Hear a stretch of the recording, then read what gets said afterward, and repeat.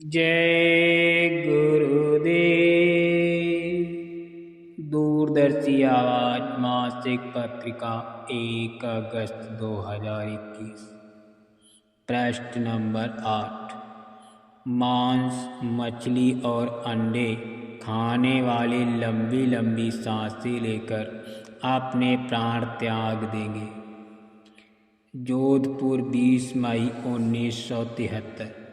यहाँ घंटा घर के चौक पर 60,000 जनता के सामने बोलते हुए स्वामी जी बाबा जय गुरुदेव जी महाराज ने कहा कि अभी आपको पता ही नहीं कि अब इस कुदरत ने डंडा उठा लिया है और शीघ्र ही मनुष्यों को गहरी मार खानी होगी।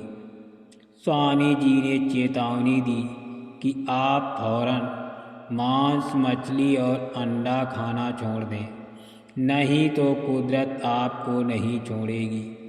ऐसी ऐसी भयंकर बीमारियां आ जाएंगी कि मांस, मछली और अंडा खाने वाले लंबी लंबी सांसें लेकर अपने प्राण त्याग देंगे।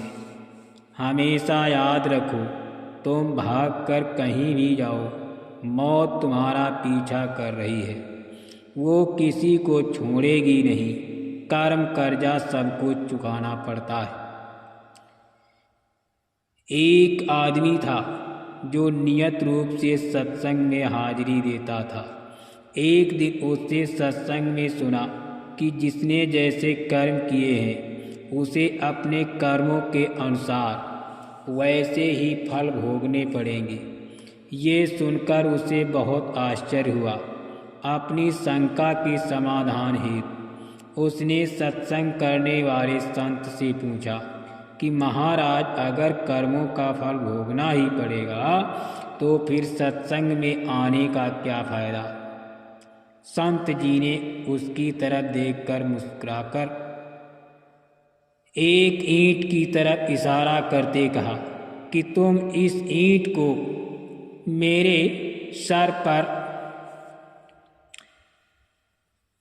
इस ईंट को ले जाकर छत पर ले जाकर मेरे सिर पर फेंक दो।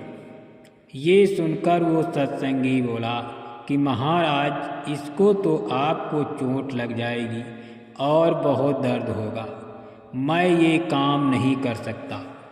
महात्मा जी ने कहा, अच्छा रुको। उन्होंने उसी ईंट के बराबर भार का एक रुई का गट्ठर बनाकर दिया और कहा, अब इसे ले जाकर मेरे सिर पर फेंको और देखो मुझे क्या चोट लगेगी। वो बोला, नहीं।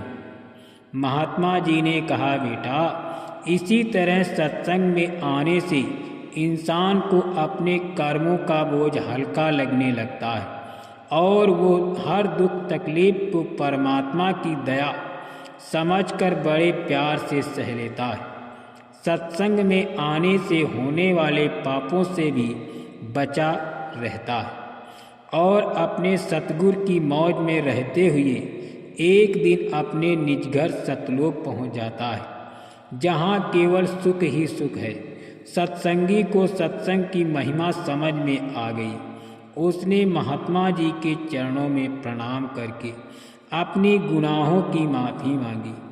उसकी शंका का समाधान हो गया। अपनी सूरत से मन को साथ लेकर नाम धुन यानी शब्द को सुनना आत्मा की खुराक है। जय